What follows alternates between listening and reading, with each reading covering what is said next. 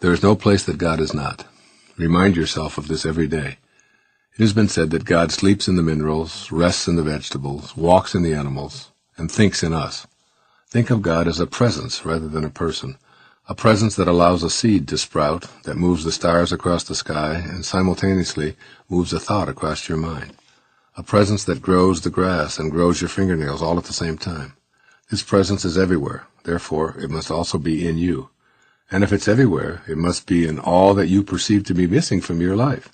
In some inexplicable way, you're already connected to all that you'd like to attract into your life by the presence of this universal, all-powerful spirit called God. You may have read about some of the great saints in India. They seem to possess the magical powers of instant manifestation. Their presence appears to heal the sick, and they communicate a sense of divine bliss and peace to all those that they encounter. One saint was asked by a reporter from the West, "Are you God?" The saint responded without hesitation, "Yes, I am," to which everyone in attendance seemed stunned. Then after a brief pause, he continued, "And so are you. The only difference between you and I," he said, "is that I know it, and you doubt it." You are a divine creation of God. You can never be separate from that which created you. If you can think of God as the ocean and yourself as a container, you may find it helpful in moments of doubt, or when you feel lost or alone, to remember that you are a container of God. When you dip your glass into the ocean, what you have is a glass of God. It's not as big or as strong, but it's still God. As long as you refuse to believe otherwise, you won't feel separate from God. Think of a drop of water from the ocean of abundance that's separated from its source. Separated from its source, that droplet of water will ultimately evaporate and return to its source. The point is that while it's in its liquid form, disconnected from its source, it loses the power of its source. This is the essence of the secret of always treasuring your divinity. While you're separated in your mind from your source, you lose your divine power, the power of your source. Just like the drop of water, you too will change form and ultimately return to your source. As long as you feel disconnected from God, you lose the power of your source, which is the unlimited power to create, to be miraculous, and to experience the joy of being alive. The drop of water disconnected from its divine source symbolizes your ego. What is your ego? Your ego is nothing more than an idea that you carry around with you everywhere you go. This idea tells you that you are the sum total of what you have, or what you do, and who you are. Ego insists that you are a separate being, that your personality and your body are your essence, and that you are in competition with every other ego to get your share of the pie, which is limited and finite. Therefore, ego asserts you must be wary of others who also want all that they feel they're entitled to. Consequently, ego leads you to believe that there are enemies to be wary of at all times. Since you're separate from them, you must disdain cooperating with them for fear of being cheated. The result is that you have to distrust everyone. Your ego also tells you that you're separate from everything that's missing in your life, and so you must spend a great deal of energy chasing after what's missing. Moreover, because who you are, according to ego, is your body and your personality, you're separate from God. God is outside of you, a force to fear, just like all of those external forces attempting to control you. So you beg this external force to provide you with special powers to overcome all of those other egos who are trying so hard to snare what is rightfully yours. Your ego keeps you in a constant state of fear, worry, anxiety, and stress.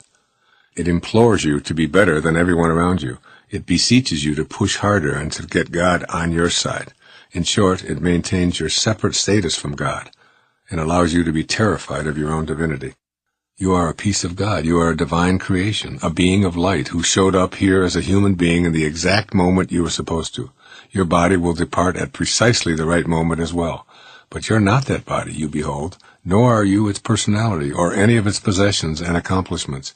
You are the beloved, a miracle, a part of the eternal perfection, a piece of the divine intelligence that supports everything and everyone on this planet. In a world in which this divine intelligence creates everything, there can be no accidents. Every time you experience fear, self-rejection, anxiety, guilt, or hate, you're denying your divinity and succumbing to the influences of that insidious ego mind that has convinced you of your disconnection to God. Author U.S. Anderson wrote an inspiring book many years ago called 3 Magic Words. Mr. Anderson writes about the ability to become a miracle worker and to live up to the ideal of the promise made by Jesus Christ. Even the least among you can do all that I have done, and even greater things. The author doesn't reveal what the 3 magic words are until the end of the book, when the reader discovers that the words are, "You are God." Not God in the sense of above all others and better than everyone else, but in the sense of being eternally connected to your source, the ever-present power of love that never abandons you and never runs dry. You can rely on this source if you remind yourself that it includes you at all times. I said that I would like to talk about the 3 levels of consciousness, A being individual consciousness or ego consciousness. And I said that there are 2 people inside each and every one of us. The first one is the ego. The second person inside each and every one of us is what I call the sacred or the higher self. And this sacred or higher self really doesn't care whether we win or lose or how much we get or who we're better than or how much we have. It's not interested in that. This part of us that lives in every single one of us only wants one thing. It wants us to be at peace. At peace. And it wants to choose peace. As it says in the Course in Miracles, I can choose peace rather than this. I remind myself that every day when I drive my children to school in the morning and they're fighting over who called shotgun and who gets to sit in the front and who gets to push the buttons and who listens to the rap music and who's daddy's my turn this time, and they're going back and forth, and I just remind them, I can choose peace rather than this. And I'll say, look out or I'm going to push my button. And they say, okay. They don't want to hear that crappy music or whatever. Right? The ability to choose peace. One of the selections that was most profound in my life that I wrote an essay about for 60 Days to Enlightenment in Wisdom of the Ages was from Rabindranath Tagore, the great Indian poet, from a selection called the Gitanjali, which won the Nobel Prize for Poetry and Literature in 1927. He said, I went out alone on my way to my tryst, but who is this me in the dark? I step aside to avoid his presence, but I escape him not. He makes the dust rise from the earth with his swagger. He adds his loud voice to every word I utter. He is my own little self, my Lord. He knows no shame, but I am ashamed to come to thy door in his company. The ego just wants to be right. The higher self wants to be kind, wants to be at peace. And if you can just begin to shift that, just ask yourself, as what I'm about to say, I always tell people this in counseling groups and so on, that there are 4 words, that if you learn these 4 words, they'll eliminate all conflict in all of your relationships. These 4 words are, you're right about that. No matter what it is somebody says to you, you give them that. You're right about that. Someone says, you're really a jerk. So, you're right about that. Because that doesn't make somebody right. She'll say something to me, you were supposed to be home at 7:15 and it's now 6:30. There was a time when I used to say, wait a minute, you're not my mother. I don't have to explain to you when I come home. I'm the one that's out working. And who do you think buys all these, there was all that ego stuff that was a part of my life. You've all heard those before, right? Now I just simply say, honey. She said, don't hold those 4 fingers up. I hate it when you do that. Now I notice she holds the 4 fingers up, but she's doing it one at a time. She's going like,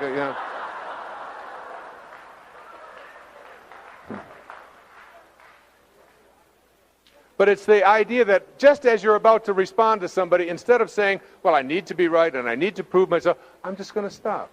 I am no longer. And every single person that operates at these higher levels that I'm describing here tonight, that I've known, they have no need to be in charge, to be right, to be dominant, to be they allow themselves to realize, as the story of Buddha, when he had someone following him around for 3 days, and all they ever did was criticize him and find fault with him all the time. Everything he said, everything he did, they found, and always what would come out of him would be this peace and this love. And finally, after 3 days, the man who was criticizing him said, I don't understand. I've done nothing but insult you for 3 days and make a fool of you, and you always respond with kindness and love. He said, how can you do that? And the Buddha said these magical words. When someone offers you a gift, and you don't accept that gift, to whom does the gift belong? So if someone offers you a gift of their anger, their hatred, their insults, but you don't accept it, who owns the gift? And why would you go around being upset about something that belongs to someone else? It's not yours in the first place. That's a higher level of awareness. That's being able to choose peace.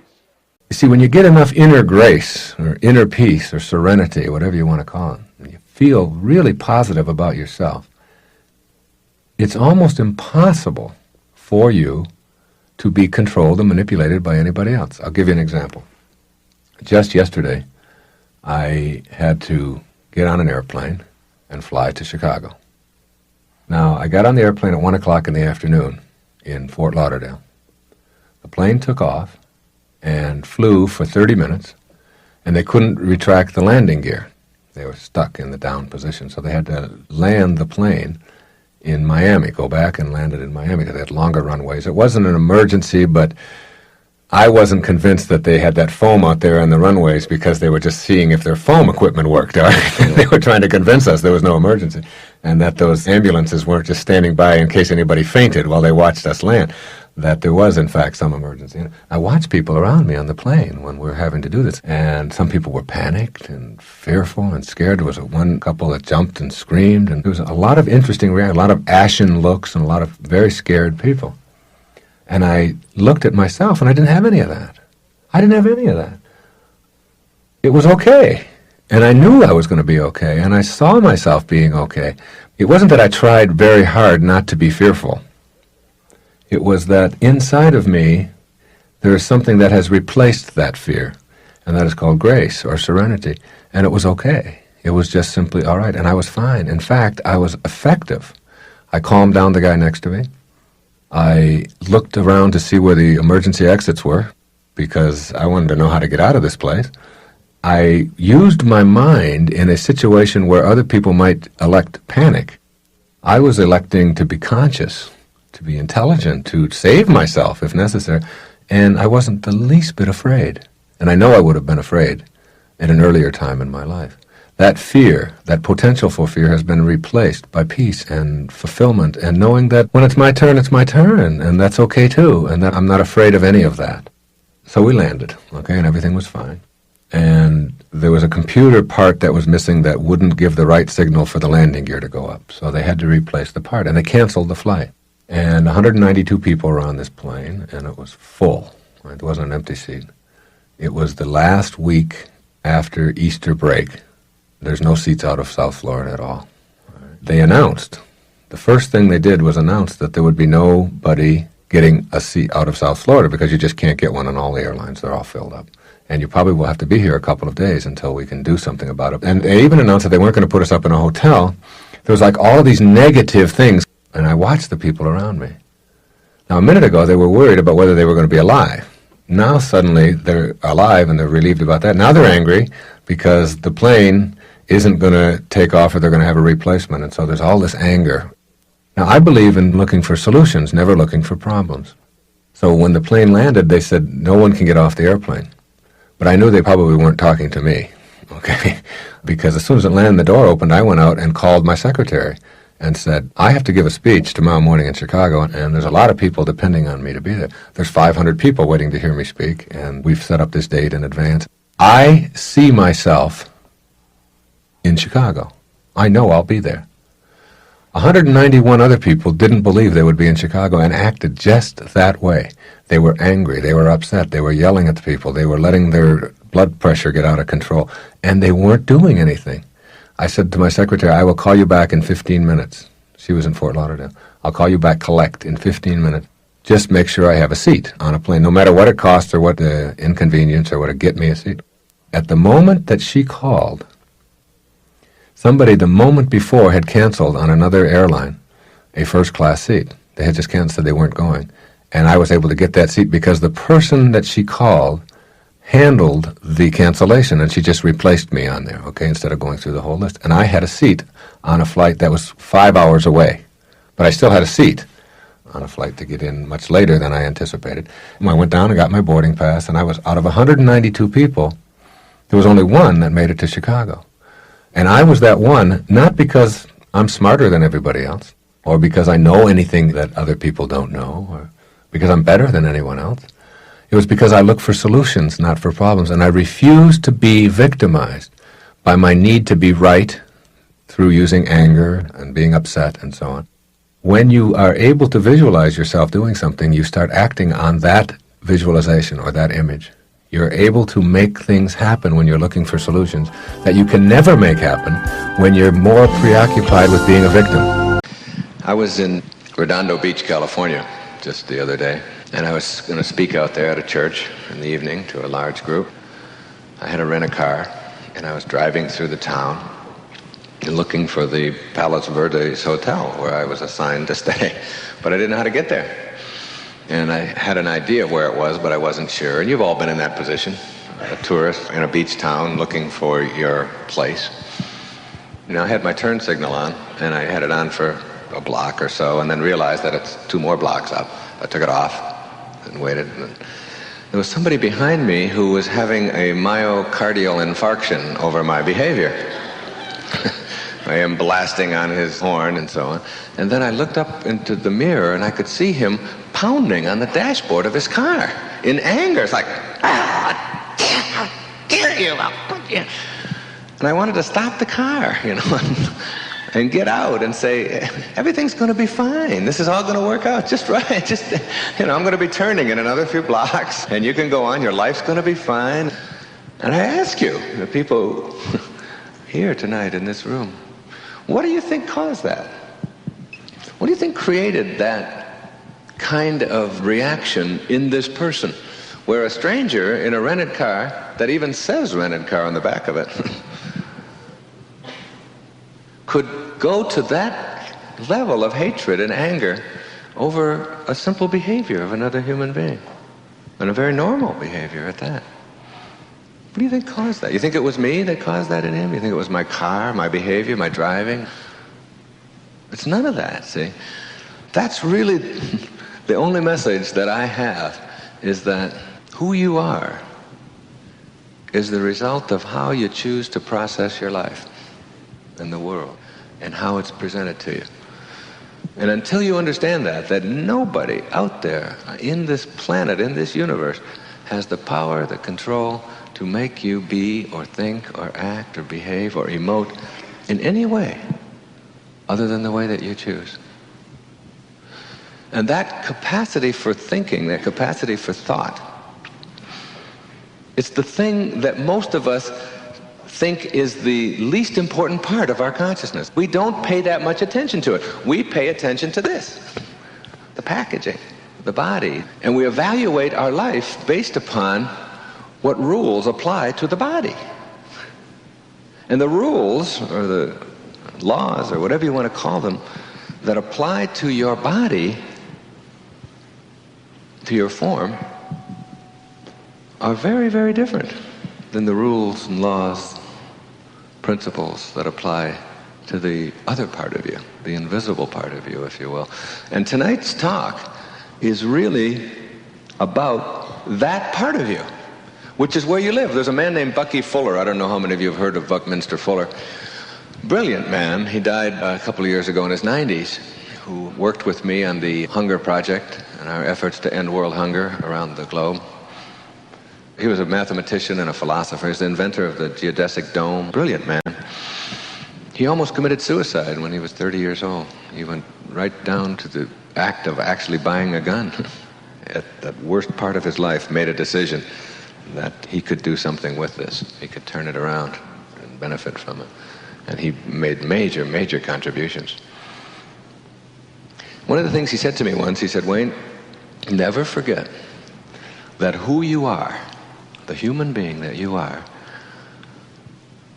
that 99% of who you are is invisible, untouchable, unsmellable, impervious to the senses. That this form that you live in represents only 1% of your humanity. And 99% of your humanity is something other than form, whatever it is. And hopefully when we leave here tonight, you'll have not only a grasp of that, but perhaps some methods and ways of really living that, of really understanding that. The concept of form is a key word and a key notion, and I want you to think about it a lot. F-O-R-M, form, and all the rules that apply to it. And I'll come back to it many, many times tonight.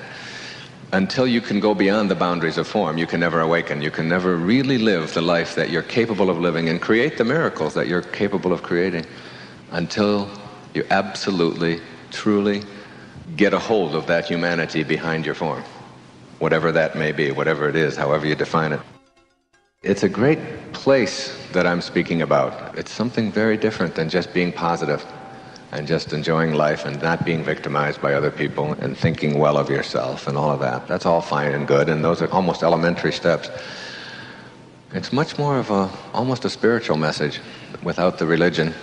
It works like knowing that somehow you, who you are, this individual that has shown up here tonight, is someone who is much grander and much greater, much more divine, much more perfect, much more fantastic than just this form that you've showed up in. That what our life really is all about, it defies the world of form, it defies the world of linear. And yet we spend almost all of our energy and our time here, in this part of our consciousness, in form, believing that this is who we are. When you learn to go into your mind, when you learn that your mind is really a place that you can visit and exquisitely touch the face of God, you can remove the tension and stress and everything else that's troublesome in your life when you give yourself time to experience your true humanity. That concept of understanding that universal intelligence that is a part of our consciousness is not just something for mystics and people to go in loincloths and contemplate in caves. It's for us. It's for every one of us in the practice of our daily lives, in whatever business we're in.